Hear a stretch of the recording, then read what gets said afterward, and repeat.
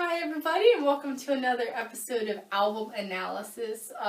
If you saw the last one, I was kind of torn between two, but due to timely news, I figured I would go with Genesis, and then there were three because Genesis just announced a tour. They're going to be hitting the United Kingdom first, and then who knows what next. Maybe they'll be coming here to the US, or, Australia, South America, who knows? They could really be going anywhere. But I'm definitely excited about the return of Genesis. Their last tour was in 2007. I had the chance to see them, and it was a really good show. They had a good mix of stuff that they played. It was pretty similar to the set list from the Way We Walk tour, which you can see in the Way We Walk. I guess it's a DVD now. I used to have it on VHS, and on YouTube, when you search for it, it comes up and says complete laser disc, if that's not, a blast from the past for anybody. If you're still hanging on to those laser discs, maybe they'll be worth something at some point. Anyway, so I wanted to talk about, and then there were three because it was the first album that had the current, reunion lineup of Phil Collins, Mike Rutherford, and Tony Banks, because that's who's going to be out on tour. We might also have Nicholas Collins, Phil Collins' son, with him on drums. A lot of people have asked, where's Chester Thompson, who was their touring drummer previously? I don't know where Chester is. Chester, if you're watching this, we want to know where you are. Say hello and just let us know what you've been up to. I think he's from Baltimore, Maryland, so whatever you're doing down in Baltimore, Chester, say hey. Anyway, and then there were three, to go back to my original point. This album came out in 1978. The previous albums, Wind and Wuthering and The Trick of the Tail, featured a four-person lineup, which was also with Steve Hackett, the additional guitarist. And prior to that, Peter Gabriel was the lead singer of the band, so there was kind of a shift in personnel over time. The first two albums didn't even have Phil Collins in the band at all. They had various different drummers. They had some lineup changes. And eventually they ended up with, the five-person on Nursery Crime. And then Peter left to, do his thing. And then it was two albums with the four, and then they left. And then there were three. Anyway, so this album has a lot of themes of death and also themes of fantasy and sort of a general kind of fantasy western feel to it, which is kind of an interesting mix for an album. So I want to get a little deeper into it, and maybe they'll play some stuff from this album on the upcoming tour. So let's dive in.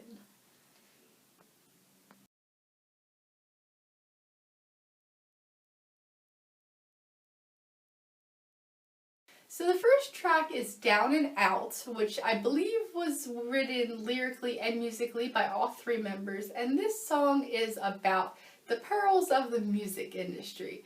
The person singing in the verses is a music executive guy who is sort of introducing a new artist and kind of, sort of talking about, we need to do this, we need to do that, basically big mover shaker type of guy.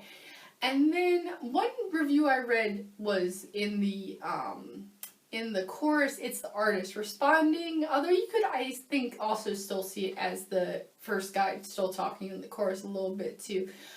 But it's definitely sort of this song where it's very fast-paced, and it's sort of this idea of this guy who's a fast talker, he wants to bring this guy in who's probably a poor guy who's been working on his craft, and now he's suddenly hit the big time, and now he's bringing him in, showing him all these flashy things he can get, and kind of not really letting him have time to really take in what he's sort of maybe giving up in the time. If you've ever seen the show Empire, there was a plot line a couple of seasons ago where there was this kid who he had just gotten accepted to college, and then Lucius was trying to get him to become a rapper, and then eventually Cookie convinced him to, I think, go back to college.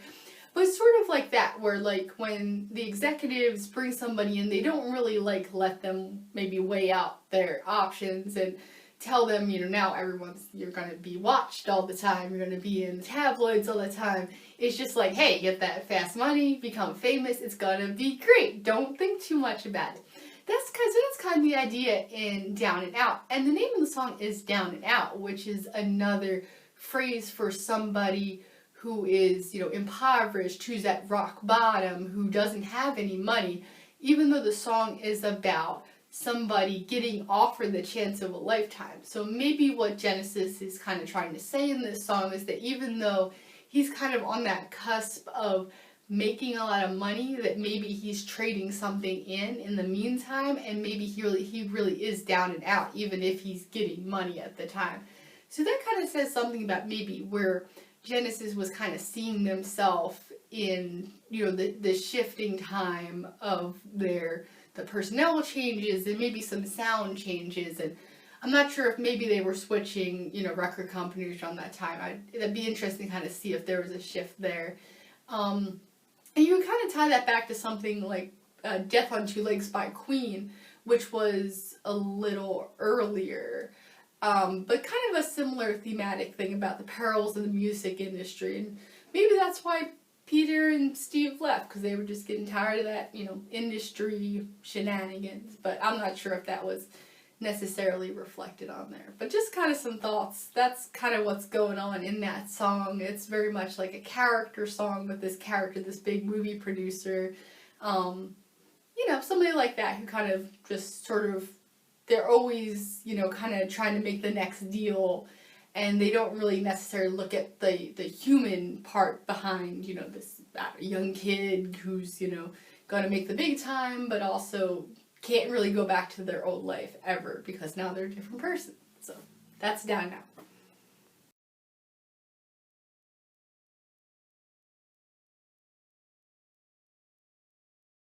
The second song is called Undertow. And remember how I said one of the big themes of this album is death? That's shown mostly in the song Undertow, which was written by Tony Banks. And if you're familiar with the stuff that Tony Banks writes for Genesis and in general, Tony Banks tends to write some pretty off-the-wall stuff. So by his standards, this is not that weird of a song. He's done way weirder. This song is about somebody contemplating what they would do if they knew that this was the last day of their life. So kind of these ideas of, would you fight against it, or would you just kind of, you know, just drift off to sea and kind of give in? And that's the question he's asking there. And it's kind of this sort of slow song. It's kind of, it does make you feel kind of like you're kind of in this, caught in this choice, and are you going to go I guess like with the undertow, or are you going to fight against the undertow, is sort of the idea that's presented there. So the first song in which we're kind of looking into the barrel of death, so to speak, and this is a theme that's going to be reappearing throughout the album. So definitely put a pin in Undertow, because there's a lot of other songs that seem to connect with it throughout the album. So even though, you know, Down and Out is the first song, I'd say Undertow is the first song that really starts to cement a lot of the themes that we see throughout the album.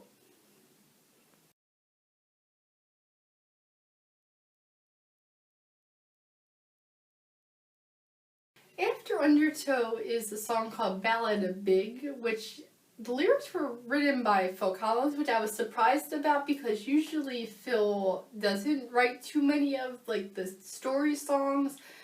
He does on occasion, and some of those were really big hits actually, but usually you don't see him with it quite as much as the other two guys. But Ballad of Big is like a Western legend story about a cowboy who makes a bet with a rancher that he can bring these oxen over to this other place, and it's like really dangerous, but the rancher tells him that he's yellow, and Big Jim, the guy in the song, is like, no, I'm not, and he goes to do it, and then he dies, and that's the song. And now like he's still in the mountains or the hills or whatever, and his legend lives on basically. And the guy in the name of the song is this guy. Big Jim Cooley, and I googled to see if this was like a real dude from the Old West, and the only stuff that came up was the song Ballad of Big and a picture of Phil Collins flipping someone off. So I'm guessing he's not a real person from, you know, Deadwood or whatnot. He's just somebody that they came up with for this song. And so then, again, like the death idea, and also this sort of like weird Western kind of fantasy idea of this guy going out, and it's almost a foregone conclusion that he's not going to make it, but then, you know, he does end up dying, and then his spirit kind of roams the hills, I guess is the idea. So it's kind of dark, but also sort of like triumphant, because at the end they say that, you know, he's still riding out in, you know, the hills, and I guess you can still maybe see a glimpse of Big Jim when you're in, I don't know, wherever this is.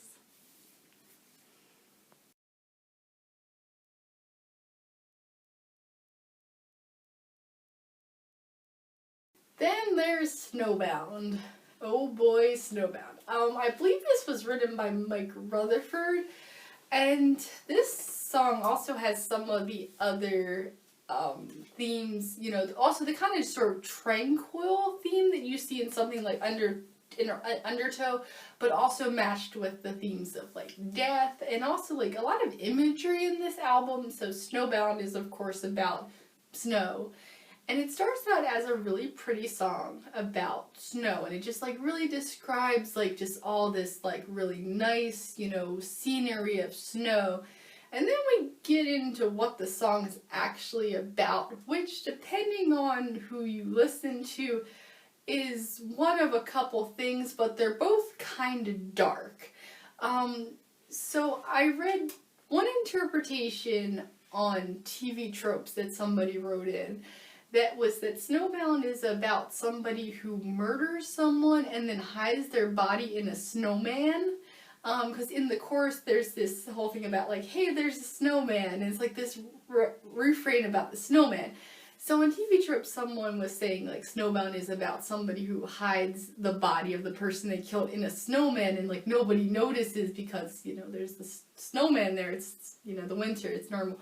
But then apparently somebody talked to, I think, Mike Rutherford, and he said it's about a guy who's nervous to go outside, so he dresses up in a snowman suit and he goes around, but then once he's inside the snowman suit, he gets like paranoid and claustrophobic and he can't get out of the snowman suit.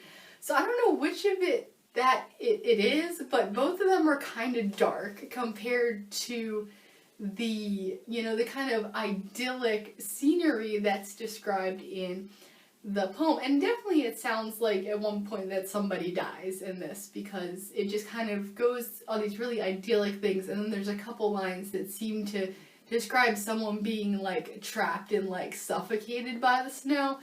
So Snowbound that's kind of an interesting track too, that definitely takes a lot of these themes of these like really pretty scenes that once you kind of like think about it a little bit more, they tend to like kind of that you peel off the veneer and then it's like death. So that's Snowbound.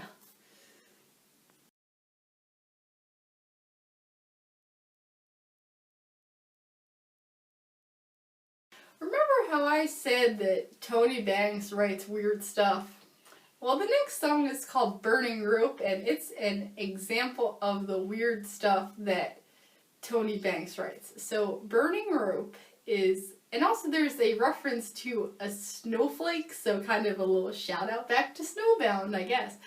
It's about somebody who is climbing a rope, but it's, I guess, on fire, and then a bunch of stuff happens, and then there's a line about the man in the moon seducing somebody, and I don't entirely know what's going on in this song, but it's real weird. There's a lot of really strange imagery, and then at the end there's like a time skip, and the person is old and like looking back on their life, and then realizes that there's like nothing left and they can't take anything with them, and so it ends on a really depressing note. And this was the end of side 1 of the tape, and I guess the record, back when people got the record. So it kind of ends on a pretty dark note on the end of the first album for what is kind of a dark album. So I think, I don't even really know exactly what to say about this song.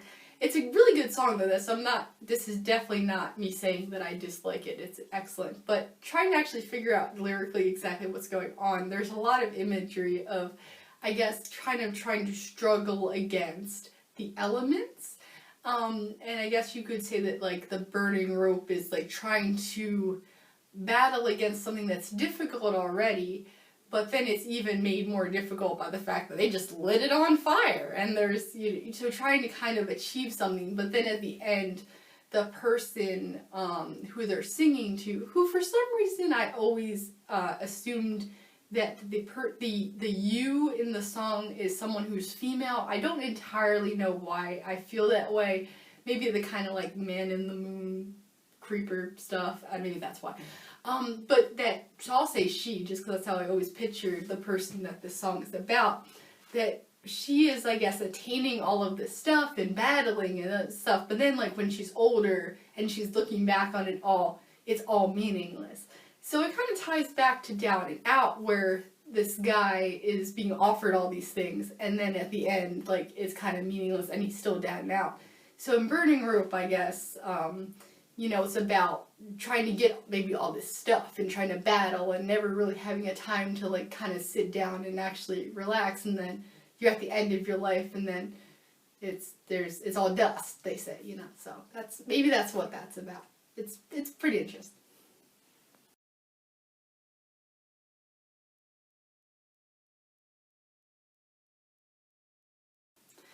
Then we kind of go back to the Old West theme with Deep in the Motherlode, which was written by, I believe, Mike Rutherford. And this song is basically a tale about this young guy going out to get gold. And it sort of talks about, like, his journey to go west, like the Go West young man, and to go get gold. And that's basically what the song is about. It just kind of describes, like, it goes back and forth between this sort of this like march onward to then like it kind of changes tempo a little bit, and it's sort of these like, I guess, the doubts that the guy is having, and it talks about like how young the guy is, and then that's kind of, the song sort of follows him in this pursuit to get gold. And it doesn't seem like it really necessarily resolves itself, so I guess he's still out there looking for gold at this point. Maybe he'll run into Big Jim, I don't know. But there's definitely still this sort of, in this case, like, I guess, facing off with death because he's going into the unknown. And also that Western theme is back again, where, it's about somebody going off and searching for gold. There's a musical by Stephen Sondheim called Roadshow, and part of Roadshow is all about these two brothers going out to get gold. So now that I've actually seen that show, going back and listening to Deep in the Motherlode kind of makes me think about that, and about, all these people going to California to get these gold claims, and that, like, in a lot of cases, there wasn't actually anything there. So you didn't really know if you were going to get any gold or not, or whether you were just kind of sacrificing everything for ultimately not getting anything. So it's kind of interesting to kind of think about, what it might have been like back then. And it also kind of ties in with some later stuff that Genesis did, like Driving the Last Spike, which was about the people who worked on the railroads. So kind of these sort of historical songs where they kind of put you in the place of people who lived a long time ago and kind of like what they might have gone through.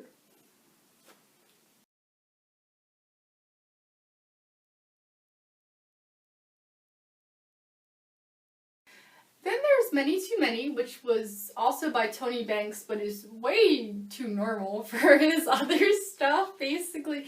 It's just kind of this ballad about this guy kind of looking back on his life. Sort of, again, ties in with these themes that keep, popping up in the album. He's kind of looking back on his life, and he's saying that he used to think he was lucky, but now he's realized he's not. He's kind of, like, calling out for help, and just kind of struggling, like, with the choices in his life. And so it's a pretty simple song, but that's kind of just like a guy, and he's saying many too many have stood where he stood is standing now, kind of. So, like, many people have gone through these same struggles and can relate to what he's talking about, basically.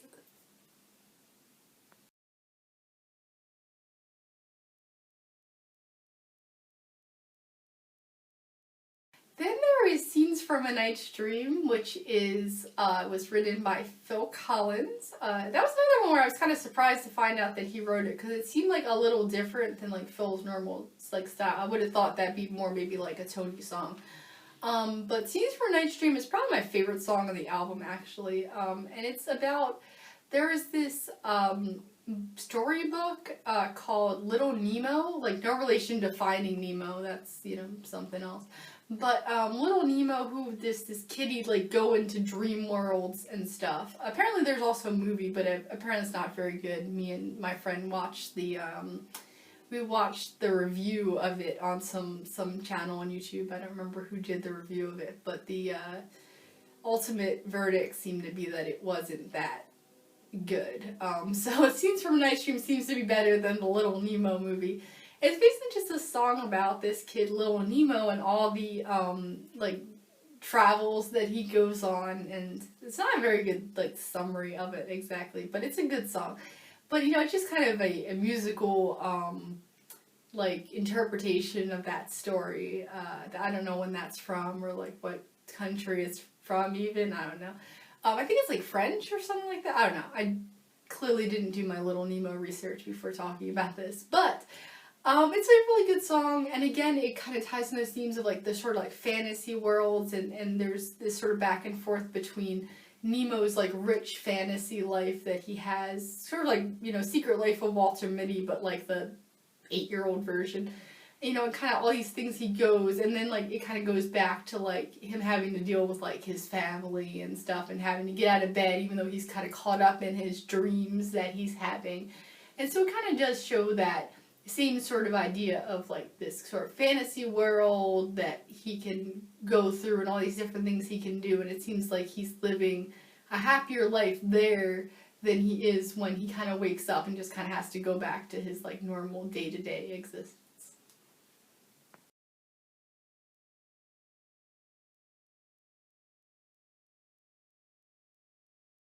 After Scenes from a Night's Dream is a song written by Mike Rutherford called Say It's Alright Joe, and I was actually just talking about how I used to kind of skip this song when I would listen to it when I was younger, because when I first got this tape, I was like 12 or 13, something like that, when I got it on tape. And I would skip over it, and it's not that I even really like disliked this song, but I think it was something that at the age of like 12 or 13, it was just not something that was in my realm of understanding, and now that I'm an adult, you know, and, you know, some of the things that I've done, you know, working in the mental health field, which I've been, you know, privileged to do, I can relate to the song more, so I think I like it more now as an adult. And Say It's Alright Joe is about a guy who he's sitting in a bar, and Joe is the bartender, and he's asking Joe to keep serving him drinks. And then it kind of goes off into this weird, like, again, sort of like fantasy world in which he's living, and these different things that he sees. But unlike, you know, Scenes from a Night's Dream, it's all kind of like twisted and kind of dark and kind of messed up. And there's this sort of like element of like that nice sort of fantasy world to it, but it's also kind of like, it's kind of not right, and it's sort of twisted, and it kind of does say something about, you know, addiction and kind of how maybe it can twist some of those things. And the beginning part is just this guy sitting in a bar, like, ordering drinks, and then kind of goes into, you know, the other faster part, and then kind of comes back to, you know, maybe resolving something for him, but it kind of doesn't totally resolve either, which kind of fits in with the whole idea of addiction. And, you know, I don't know if Mike Rutherford ever had any, you know, concerns with alcoholism or whatnot. I don't remember hearing that he had, but he seemed to kind of put a good pin in it, so maybe he, you know, knew people who had been through that. And he has said as much. Basically, the song is about someone who's dealing with alcoholism, and that's why I think at 12 I couldn't really relate to the song, so I would kind of skip over it just because I wasn't really sure what was going on there. But now that, you know, the research that I've done kind of over the years and, you know, working with people who, you know, have dealt with addictions, with alcohol and drugs and whatnot, I think the song is like more relatable, not to myself, thankfully, but I've, you know, known people who have dealt with these issues, so I can kind of see more of what Mike is getting at. And that's one of the great things about songs like this and albums like this, where you can really listen to them, you know, years and years later and look at them in a whole different light. Even though when I was first listening to these, I was, you know, a preteen or like a young teenager, and so my perception of everything was completely different. So this is definitely a song which my perception of it, I think, expanded as I, you know, went into adulthood and got experience in the fields.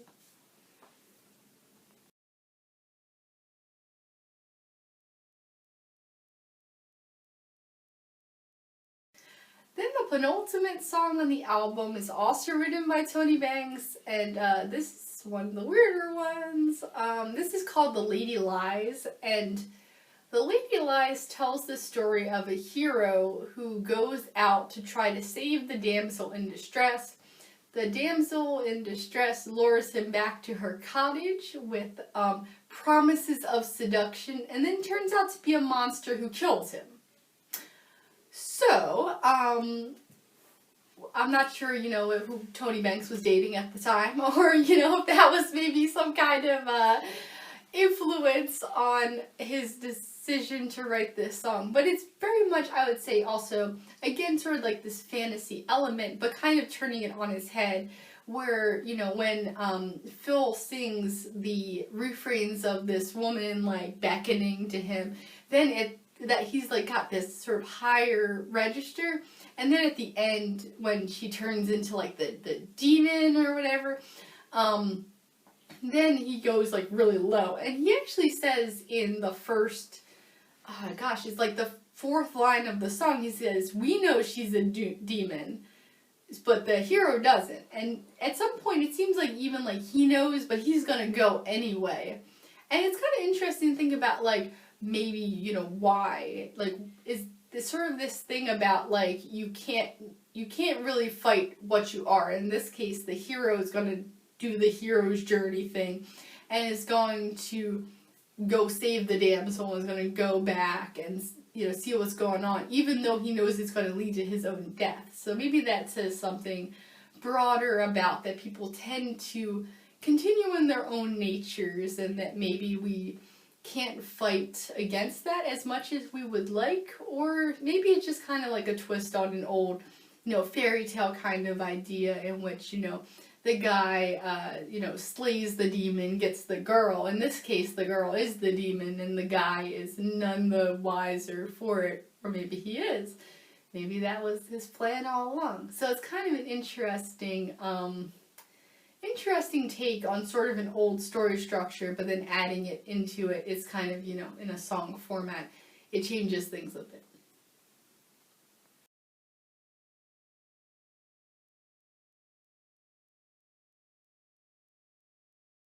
Then the last song kind of departs from a lot of the themes, because the last song was Follow You, Follow Me, which was the first big radio-friendly single that Genesis had.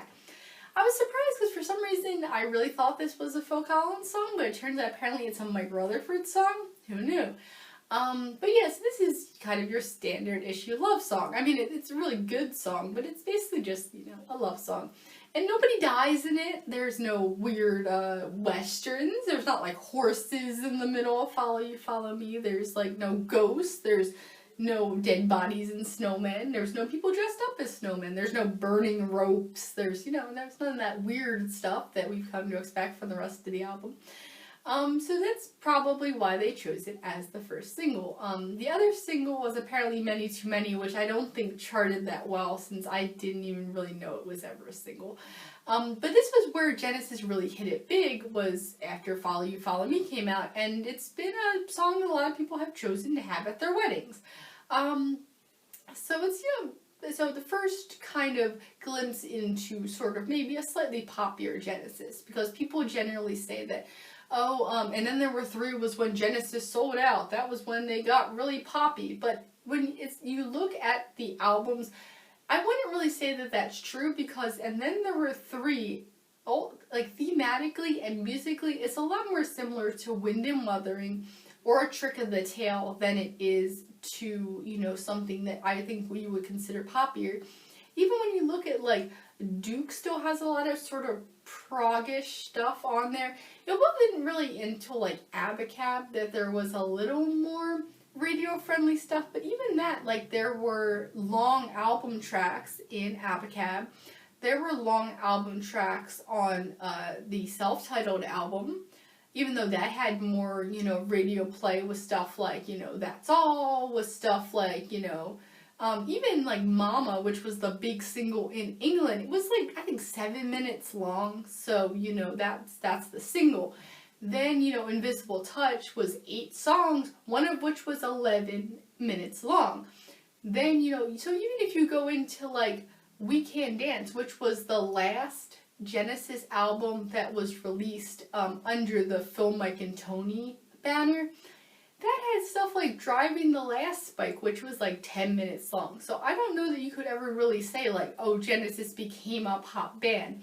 They maybe had more pop singles, but there was never an album where the entire album was like, oh, we have Turn It On Again, That's All, we have Follow You, Follow Me, we have, you know, just all this like 4-minute stuff. That just never became that band. So like when I see people going, oh, well, after, and then there were 3, then they were a pop band, but that's not really accurate. I would say they always had that prog infusion in there. When every album has like a song that's over 7 minutes long. You know, Home by the Sea, also on the self-titled album, that was, what, like 9 minutes too.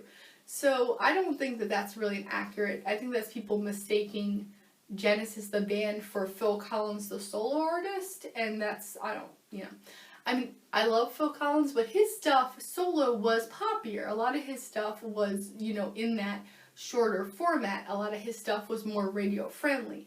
I would say that, you know, like Tony Banks particularly does not come out with radio friendly stuff. He comes out with the more abstract stuff continuously. So I don't know. I don't feel like that's an accurate description of the Genesis progression. I think the sound did change, but I don't think it changed that much.